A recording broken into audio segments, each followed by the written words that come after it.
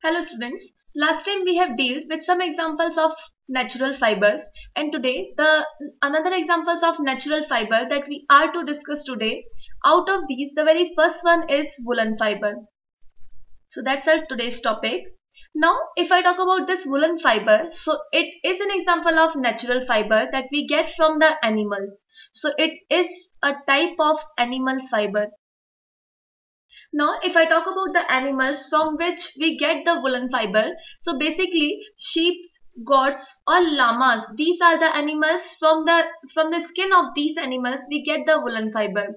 Now, basically if I talk about this woolen fiber, so it is of a wavy structure animal hair, and this animal hair which have a specific wavy structure, this structure is a characteristic of the breed of animal. Basically, if I talk about the India, so in India, basically sheep are used to get the woolen fibers. In order to get the woolen fibers from the animal skin, these are further sheared, then these are scalded. Further, according to the category of or according to the quality of these fibers, these are sorted in the various categories, and finally by the process of dyeing, these are used as the woolen fiber to woven in the various kinds of clothes. So now these are the steps in order to get the woolen fibers, and now we will be dealing with these steps in detail. So the very first step in order to get the woolen fiber is shearing. In this process, the fleece of the sheep along with a thin layer of skin is removed from the body, and this process of removal of the animal hair with some part of the skin of this animal is called shearing.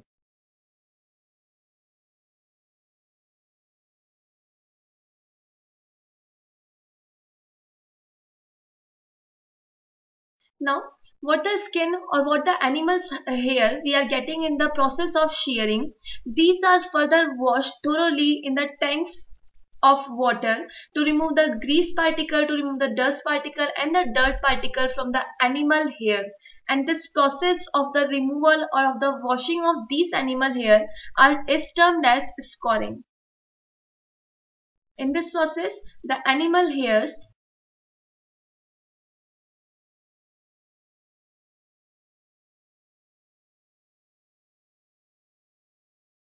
Now, after the process of this washing or scouring, the fibers that we get are segregated or separated according to their texture, according to their length and according to their quality. And this process of segregation is termed as sorting. And in this process, we separate the animal hair.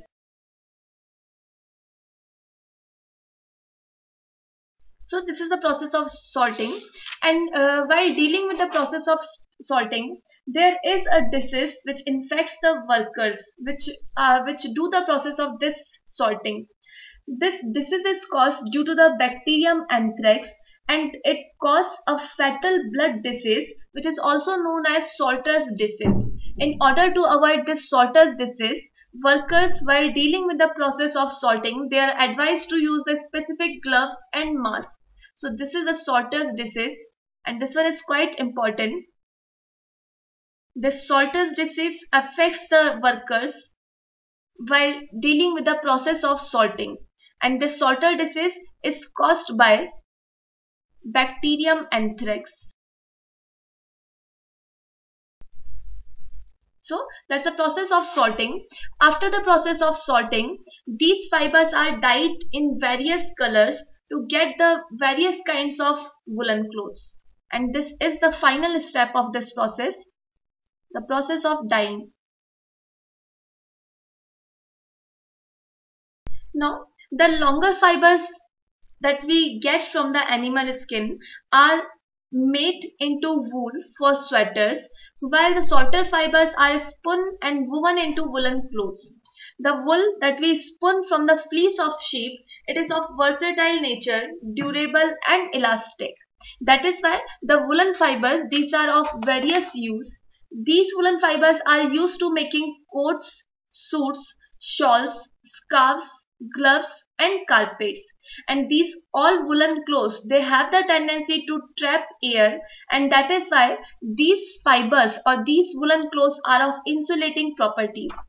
Now, if I talk about the various kinds of animals that provide us the woolen fiber, then out of these, the some important categories are, if I talk about the Angora wool, so that we get from the Angora goat, and this Angora goat is generally found in the hilly areas like Jammu and Kashmir. So that is a very one important kind of this woolen fiber, and that is Angora wool. This Angora wool is obtained from the Angora goat. Now, same as if I talk about the yak wool, so this we get by the yak animal, and this is commonly found in the areas like Ladakh and Tibet. Same as if I talk about the very important category of this woolen fiber, so that we get from the Kashmiri goat, and the wool we get from the Kashmiri goat is termed as Pashmina wool. And when it is used to make the shawls, that is termed as Pashmina shawl, and this we get from the Kashmiri goat. So these are some important categories of wool, and these are the properties of woolen fiber, that this fiber has the insulating tendency. It makes the person feel warm since it traps the air and doesn't allow the outer cold air to come inside. That is why these woolen clothes are generally used in the season of winter. Now we will be dealing with another example of natural fiber, and the last category that I am going to take here is silk. Silk is also an example of animal fiber,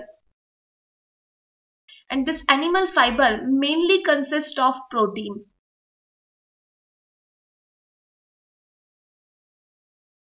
Now, if I talk about the silk fiber, so the silk moth are used to separate this silk fiber, and the most important category of this silk moth is Bombyx mori.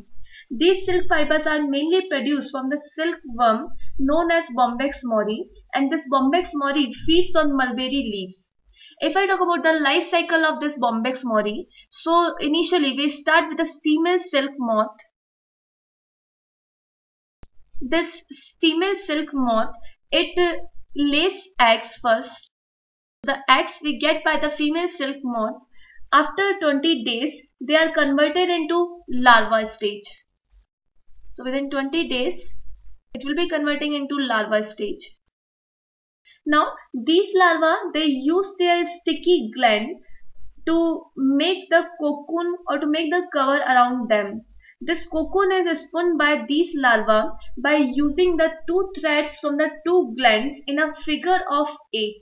Around the larva, this cocoon is spun, and when this cocoon is spun around this larva, by this larva is converted into, by the time this larva is developed into the stage, and this stage is now termed as pupa stage. So now this pupa has the covering around this, and this cover is termed as cocoon. Now if we let this pupa to develop on its own, it will be converting into again the silk moth. But to get the silk fiber from this pupa, we kill this pupa stage by the roasted. Either this pupa stage is roasted or it is dropped into boiling water. By this process, this pupa stage is killed, and this results in the release of silk threads from the cocoon, which are further spun into the reel. Now, if I talk about this silk fiber that we are getting from this cocoon, so this silk fiber, due to the high lustrity of this fiber, it is also termed as the queen of fibers. It is termed as queen of all fibers. And this total process or this total science related to the silk production is termed as sericulture. So this total development of this silk moth, when it is carried in the various plants to get the silk fiber, this science related to the development of silk is termed as sericulture. These silk fibers that we get from the silk moth are used to making various party wears, like various dress materials like saris, scarves, jackets, gloves and carpets. These are made by this silk fiber. And since As I said that mainly we use the Bombyx mori silkworm to produce this silk fiber. So that is why this main category of this silk fiber is termed as mulberry silk. This mulberry silk is a kind of silk that we get from Bombyx mori. Other than this, the another important category of this silk fiber is eri silk, which is produced by the Philosemia rigin worms. And these worms are fed on the leaves of oyster tree leaves. So that is another important category of this silk. Name is eri silk. And this eri silk is produced by Philosemia rigin worms. So that is about the silk fiber.